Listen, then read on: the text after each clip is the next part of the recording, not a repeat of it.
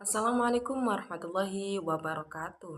Halo teman-teman, perkenalkan nama saya Agnia Mar'a. Saya dari Universitas Hasyim Asy'ari Tebu Ireng Jombang, Fakultas Agama Islam, Program Studi Pendidikan Agama Islam di semester 2A.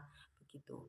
Nah, selanjutnya saya berniat membuat video ini untuk memenuhi salah satu tugas mata kuliah pengantar studi Islam dengan dosen pengampu Ibu Dr. Ita Rahmania Kusumawati, SS, SSI, MA dengan judul yang bertemakan yaitu tradisi yang berlawanan dengan Islam temanya. Marilah kita mulai dari pembahasan pertama, yaitu pembahasan artikel yang pertama yang berjudul Analisis Hukum Islam terhadap Tradisi Pitih Jabui dalam Perkawinan Adat Minangkabau Pariaman. Begitu. Langsung saja bahwasanya penelitian ini itu membahas tentang perkawinan tradisi, kebiasaan adat orang Minangkabau dan juga Pariaman. Mari kita definisikan bahwasanya pitih jabu itu merupakan suatu jumlah uang pemberian dari seorang wanita diberikan kepada seorang laki-laki dalam kata hibah pemberiannya. Nah, jadi kepada laki-laki tersebut ketika ingin menikah dengannya, dan juga status sosial laki-laki itu mempengaruhi dari berapa banyak jumlah pitih jabuinya. Begitu, dimana dijelaskan bahwa sudah menggambarkan adanya keselasaran antara hukum Islam dengan adat di Minangkabau. Begitu. Selanjutnya bahwasanya analisis hukum Islam terhadap tradisi pitih jabui dalam perkawinan adat itu secara nikah harus ada ijab kabul. Begitu ya, harus ada ijab kabul karena ini merupakan suatu bagaimana sudah tercantum bahwasanya perkawinan menurut hukum Islam itu merupakan perkawinan, yaitu sebuah akad yang harus ada ijab kabul. Begitu. Nah, tinjauan dalam Islam, menikah merupakan salah satu cara untuk menyempurnakan agama, setengah ibadah kita ya. Adapun tujuan perkawinannya itu adalah untuk membentuk suatu keluarga yang bahagia sesuai perintah dan juga larangan dari Allah Subhanahu wa taala, dan juga memenuhi tuntutan hajat tabiat kemanusiaan juga, dan juga lebih yang utama yaitu menyempurnakan ibadah atau separuh agama kita.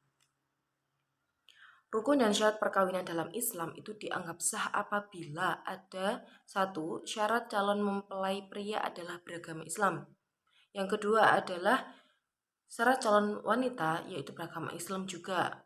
Yang ketiga, syarat saksi adalah minimal 2 orang laki-laki hadir dalam ijab kabul tersebut dan juga dapat mengerti maksud akad Islam dan juga dewasa gitu.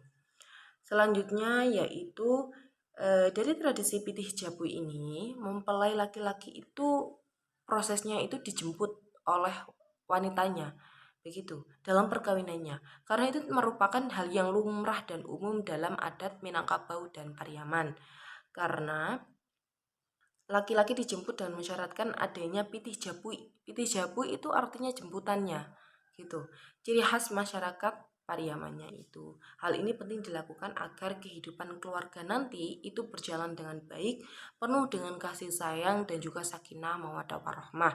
Itu menurut makna dari prosesi adat pitih jabui tersebut. Nah, menurut hukum dalam Islam bahwasanya adat pitih jabu ini di Minangkabau Pariaman ini tidak melanggar syariat agama Islam. Karena apa? Karena dalam perkawinannya ini itu sudah diatur dalam secara syariat agama Islam. Ada sebuah masyarakat Pariaman atau Minangkabau itu mengatakan bahwasanya syarak mangato adat mamakai, syarak babua mati adat babua sentak gitu. Jadi syarat untuk menikah atau mengadakan perkawinan itu sudah melalui syarat agama Islam, memenuhinya begitu. Dalam hukum Islam tradisi ini itu diperbolehkan memberikan pitih jabui atau memberikan jemputan sebuah hibah, karena itu termasuk hibah. Bagaimana seorang perempuan itu menghibahi seorang laki-laki. Jadi tidak bertentangan dengan agama Islam karena kita saling memberi, gitu ya. secara sukarela tanpa ada kepaksaan. Itu artinya. Nah, dalam pelaksanaan tradisi ini tidak ada yang merasa dirugikan sama sekali karena itu sudah lumrah dan umum, tradisi turun-temurun dari Minangkabau dan juga Pariaman, gitu ya. Jadi adat kebiasaan ini dapat dijadikan hukum dalam kaidah. Dijelaskan bahwa adat kebiasaan yang berlaku di masyarakat Minangkabau Pariaman itu tidak bertentangan secara langsung dan memang tidak bertentangan dengan syariat agama Islam. Selanjutnya artikel yang kita bahas yaitu yang berjudul Tradisi Tedak Sinten Masyarakat Jawa ditinjau dari ajaran Islam studi kasus di Desa Perbalongan, Kecamatan Tanah Jawa, Kabupaten Simalungun. Ya, kita membahas tentang tradisi Tedak Sinten. Apa itu tradisi Tedak Sinten? Nah, upacara Tedak Sinten ini merupakan salah satu peristiwa penting dalam perjalanan manusia karena arti dari Tedak Sinten ini yaitu masa anak-anak dari masa peralihan ke masa peralihan dari masa bayi menuju ke balita ditandai dengan berhasilnya seorang orang tua mendidik anaknya dan memberikan contoh bagaimana balita ini dapat memulai berjalan. Begitu ya, di umur 7 bulan. Di umur 7 bulan.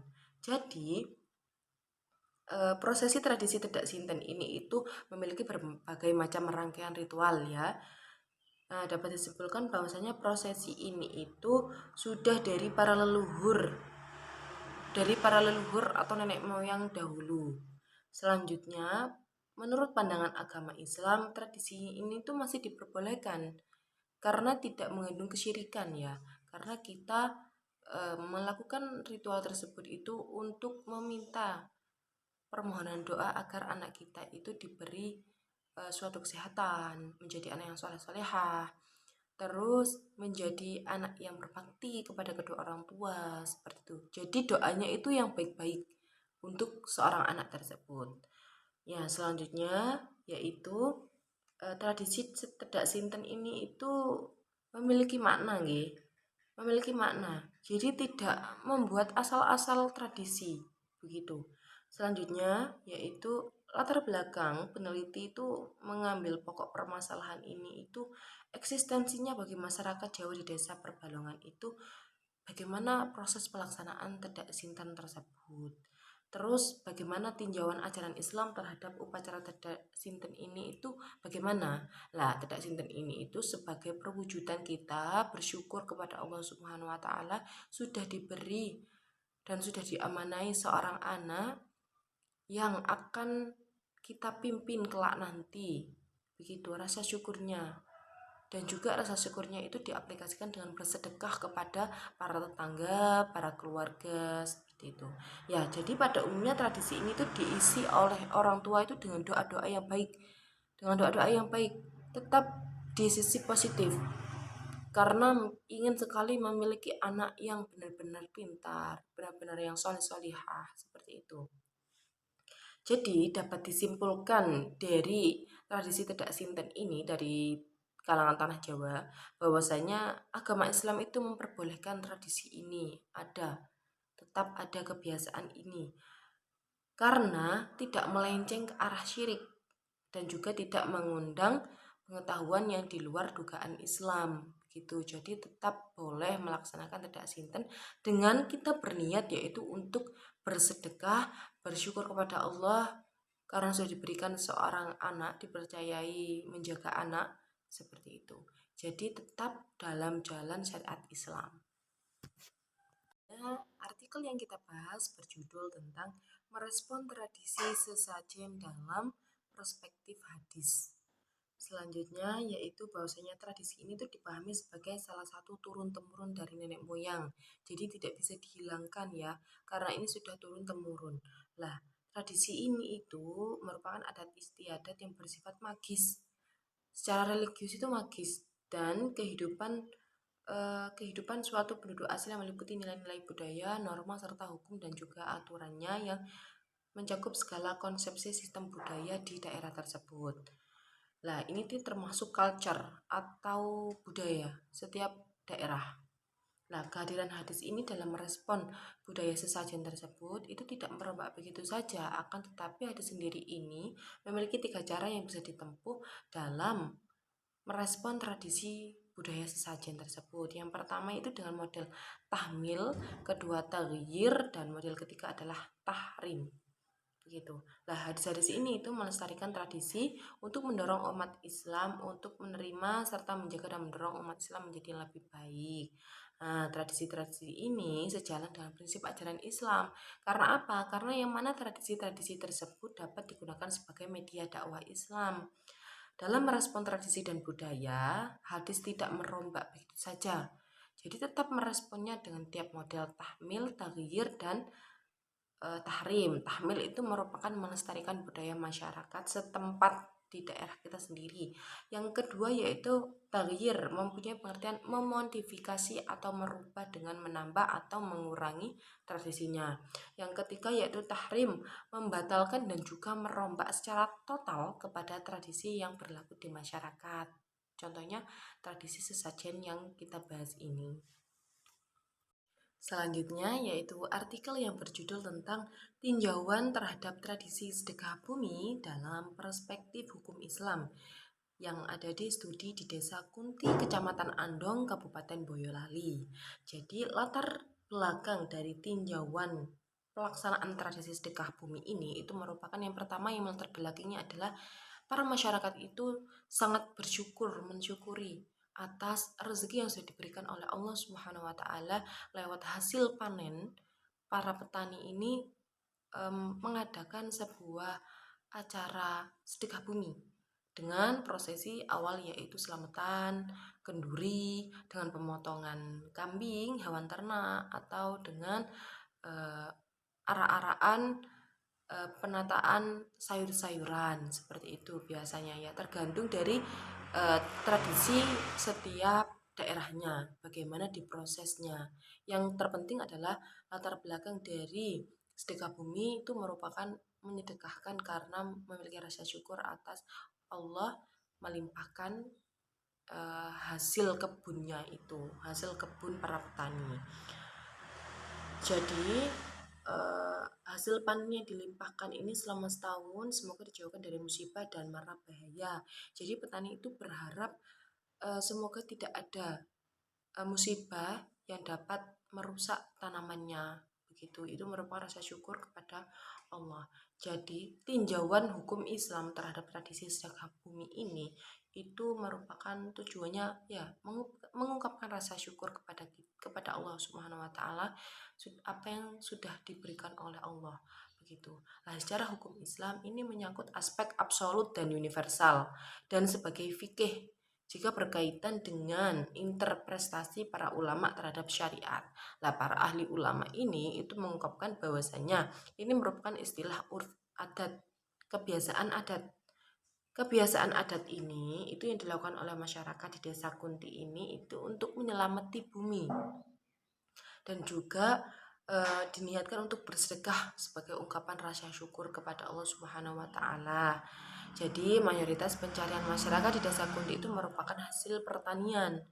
Begitu ya. Jadi tradisi sedekah bumi ini tidak bisa dipisahkan atau sudah mendarah daging di pemikiran para masyarakat, sudah turun temurun, sudah dilaksanakan oleh para nenek moyang terdahulu. Karena ini merupakan suatu bagian dari pelestarian kebudayaan secara lokal, kearifan lokal di Pulau Jawa.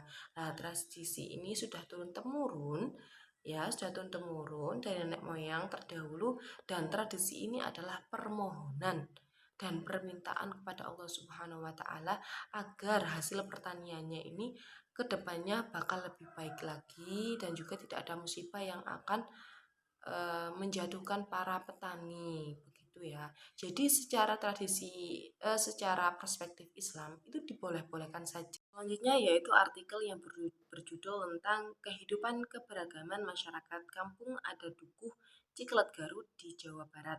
Yaitu yang pertama kali awal mula dari tradisi Kampung Adat Dukuh ini itu berhubungan erat dengan seorang syekh yaitu bernama Syekh Abdul Jalil yang disuruh kembali ke tanah Jawa ketika dia berada di Mekah. gitu. Ketika Syekh Abdul Jalil diperintahkan oleh gurunya untuk kembali ke tanah Jawa, dia menolak keinginan gurunya dan alasan Syekh Abdul Jalil ingin wafat di tanah Mekah dan dimandikan di Mekah juga. Kemudian sang guru itu menyuruh Syekh Abdul Jalil untuk membawa tanah dan air Mekah untuk membawanya pulang ke tanah Jawa dan mencari tempat yang cocok untuk dijadikan tempat menetap sesuai apa yang dikehendakinya. Itu latar belakang dan juga sejarah dari asal muasal Kampung Duku. Nah, pertama-tama di adat Kampung Duku ini banyak sekali tradisi yang sudah dijalankan secara turun-temurun dan berkolaborasi, yaitu mengenai tentang adat istiadat memuliakan seorang Syekh Abdul Jalil. Yang pertama yaitu ngahat tarun tuang, merupakan tradisi memberikan bahan makanan mentah untuk memohon berkah dari Syekh Abdul Jalil dengan maksud tujuan tertentu, yaitu dengan makanan yang sudah jadi dibagikan kepada tamu dan warga para kampung dukuh ya. Selanjutnya yang kedua adalah tilu waktos. Yaitu yang artinya adalah tradisi yang dilakukan 6 kali dalam seminggu yang dilakukan oleh kuncen langsung dalam ritualnya. Kunci ya, juru kunci. Yang ketiga adalah nyanggaken, yaitu memberikan sebagian hasil panen kepada kuncen untuk didoakan sebelum dikonsumsi oleh keluarga yang menghasilkan hasil panen tersebut. Selanjutnya yaitu manaja. Manaja merupakan suatu tradisi pemberian bahan mentah hasil dari panen tanaman kepada kuncen untuk didoakan dibawa ke bumi alit sambil melakukan munajat. Tradisi ini itu bentuk syukur kepada Allah bagaimana sudah memberikan rezeki, dan juga tradisi ini itu dilakukan pada saat hari raya Idul Fitri saja ya, tidak di setiap hari atau Kamis malam Jumat atau Jumat malam Sabtu, bukan, tapi hanya di Idul Fitri saja. Selanjutnya adalah tradisi Moros. Selanjutnya sebelasan. Sebelasan merupakan tradisi membaca riwayat Syekh Abdul Qadir Al-Jailani pada tanggal 11 dalam kalender Islam. Tradisi ini tuh langsung dipimpin dan diadakan di rumah kuncen dengan makan-makan bersama. Begitu. Selanjutnya adalah sholawatan. Tradisi ini dalam kampung Duku itu sering melaksanakan sholawat nariyah, membaca sholawat nariyah sebanyak 4.444 kali pada hari Jumat malam 1, yang pada hari Sabtunya akan dilakukan ritual jaroh atau ziarah dalam bahasa Indonesia. Selanjutnya adalah ceber opak pulu, yang ke-9 ngiring didamel, yang 10 adalah nyepen. Nyepen merupakan seperti iktikaf di suatu tempat ya, yang umumnya berkalangan umat Islam, tetapi nyepen pada tradisi kampung adat ini itu merupakan pengasingan diri dari menghindari keramaian-keramaian dan juga menyepi di bumi alit. Begitu. Selanjutnya adalah ritual jaroh atau ritual berziarah ke makam Syekh Abdul Jalil. Nah, dari rangkaian tradisi kampung adat Duku tersebut, hal yang bisa dilihat ketika kita melihat tradisi tersebut, ada sebuah pepatah yang membahas tentang tradisi-tradisi tersebut, yaitu mengatakan bahwa sahawai anu datang ka dukuh bakal disambut asal tong nepi ngeganggu adat istiadat karuhun dukuh. Artinya siapa saja yang datang ke dukuh itu pasti disambut, tetapi jangan sekali-kali kalian itu merecoki atau membubarkan tradisi yang sudah ada di adat kampung dukuh tersebut. Begitu. Selanjutnya, dari kehidupan keberagaman masyarakat kampung adat Duku, menurut perspektif Islam itu dibolehkan, tidak bertentangan dengan agama. Karena apa? Karena di dalam tradisi kampung adat Duku tersebut, yaitu bagaimana kita menghormati para aulia, para wali, yaitu Syekh Abdul Jalil, dan juga bagaimana kita itu bersyukur kepada Allah dengan menyedekahkan atau menghibahkan sebagian hasil panen kita kepada orang-orang sekitar, dan juga bagaimana kita menyikapi di situ bahwasanya kampung adat Duku itu banyak sekali memunculkan kesadaran bagaimana mengelola alam dan juga mengelola hutan, sehingga mereka mempunyai konsep pelestarian lingkungan dengan mengharmoniskan antara hubungan Tuhan, alam dan manusia di mana sikap keragaman tersebut itu dapat membuat manusia ini lebih bersyukur atas rahmat dan juga rezeki yang sudah diberikan oleh Allah Subhanahu wa taala. Selanjutnya yaitu artikel yang berjudul tentang tradisi Kaborocoi di desa Sakrumonta Bima. Bagaimana tradisi tersebut dapat dianalisis secara hukum Islam. Tradisi ini merupakan sudah turun-temurun dari nenek moyang di daerah Bima. Jadi banyak sekali masyarakat itu masih mengedepankan dan juga merawat tradisi Kaborocoi. Nah, Kaborocoi merupakan sebuah tradisi masyarakat Bima yang sudah berlangsung berabad-abad. Nah, di antara pada zaman dahulu Kaborocoi itu tujuannya adalah untuk membantu seseorang dalam hajat. Jadi seseorang itu sedang ada acara hajat di rumah, mungkin perkawinan ataukah sunatan ataukah ada acara lain, itu tetangga-tetangga itu memberikan sebuah beras, begitu. Memberikan beras karena juga mengantarkan hewan seperti kambing atau sapi, seperti itu. Adapun kabar receh dalam bentuk beras atau hewan pada umumnya dilakukan oleh keluarga dekat. Hanya keluarga dekat yang memberikan hewan atau beras. Nah, tapi tujuan untuk membantu dan meringankan keluarga yang berhajat itu adalah tujuan dari tradisi Kaborocoi. Di antara pelajaran penting dari peristiwa Kaborocoi itu, yakni bahwasanya Kaborocoi itu menjadi momen silaturahmi dari masyarakat yang biasanya maupun tetap tetanggaan tapi jarang ketemu karena adanya faktor pekerjaan seperti itu. Selanjutnya juga Kaborocoi itu merupakan sarana gotong royong saling membantu antara satu sama lain. Praktik dari Kabarojo ini merupakan menunjukkan kuatnya kebersamaan masyarakat desa Sakurumonta Bima. Dan juga Kabarojo ini juga memberikan informasi kepada keluarga dan masyarakat tentang adanya hajatan dari keluarga yang lain atau keluarga yang bersangkutan.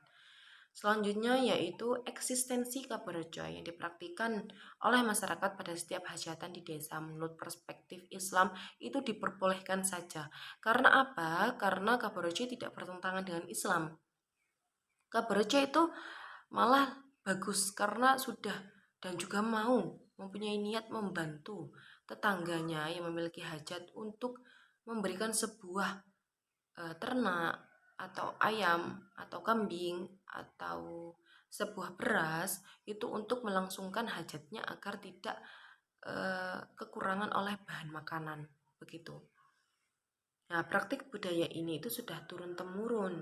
Jadi dikenal dengan urf atau kebiasaan adat.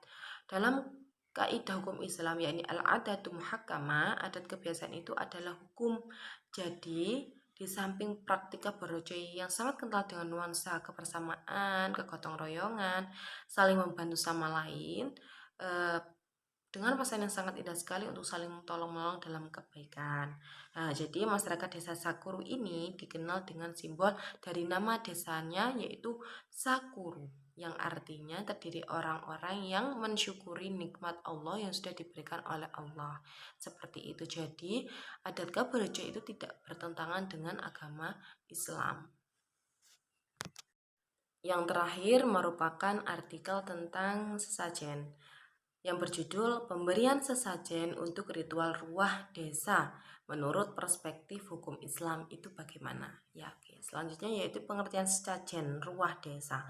Sesajen merupakan istilah yang berasal dari sastra Jen Rahayu Ningrat Pangruat ing Diyu. Istilahnya yaitu bahwasanya harus dimengerti dan dipahami agar memperoleh kesehatan, keselamatan dan kesejahteraan di jagat raya gitu. Dari segi tujuan, ritual yang dapat dibedakan menjadi 3 yaitu ritual untuk bertujuan bersyukur kepada Tuhan Yang Maha Esa, mendekatkan diri kepada Tuhan agar mendapatkan keselamatan dan rahmat dari Tuhan. Yang ketiga adalah meminta ampun atas kesalahan dosa yang sudah diperbuat di dunia ini. Itu adalah tujuan ritual sesajen. Maka kita sambungkan dengan ruahan. Ruahan menurut Jawa adalah dalam bahasa Indonesia adalah sedekah bumi atau ruahan. Nah, kegiatan ini itu mengingat Sang Pencipta alam yang telah memberikan rezeki dan juga memberikan karunia kepada manusia bertepatan di pedesaan, para masyarakat petani ini diberi hasil yang sangat luar biasa oleh Allah Subhanahu wa taala, sehingga eh, para petani ini mengekspresikan dengan cara bersedekah atau membuat ruahan dari hasil panen yang sudah dia panen, begitu ya. Karena bahwasanya mereka yakin bahwa Allah itu memberikan kenikmatan dan karunia yang melimpah. Jadi hasil pertaniannya pun melimpah, para petani bersyukur. Begitu. Selanjutnya, upacara ruah desa ini meningkatkan persaudaraan antar warga desa.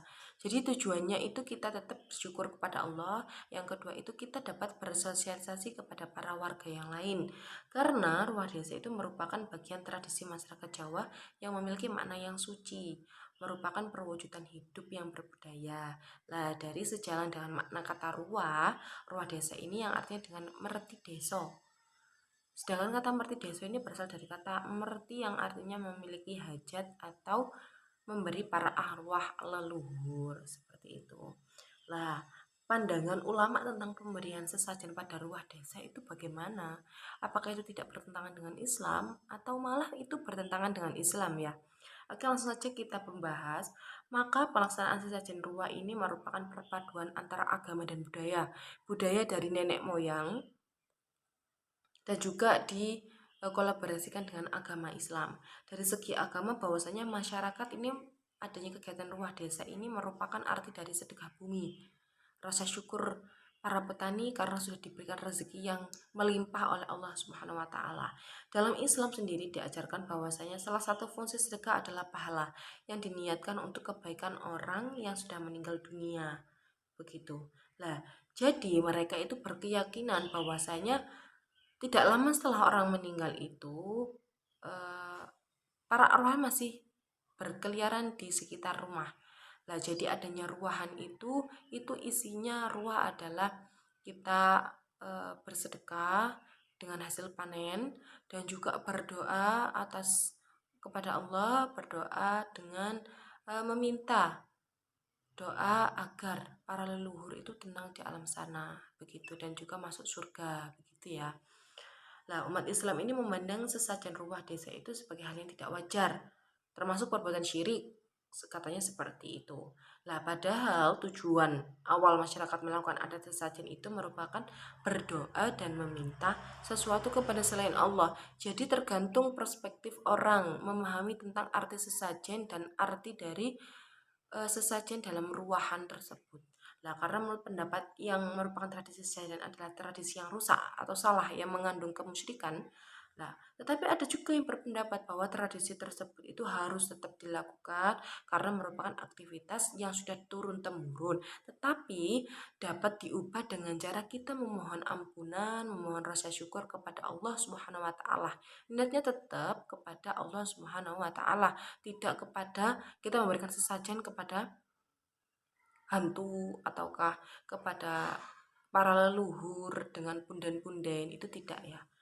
Nah, jadi pandangan masyarakat umum sesajen ini dapat diklasifikasikan dalam dua kelompok. Kelompok pertama yang tidak mempercayai adanya sesajen dan kelompok kedua adalah yang mempercayai sesajen. Begitu. Nah, dari agama dan budaya ini itu memiliki praktek sesajen memiliki makna yang berbeda-beda dari segi agama. Praktek sajen itu merupakan bentuk pemberian atau sedekah atas rasa syukur Allah karena sudah mencukupi rezeki. Yang kedua, dalam segi budaya, suatu kebudayaan yang sudah turun-temurun dilaksanakan oleh nenek moyang, kita jaga dan kita lestarikan.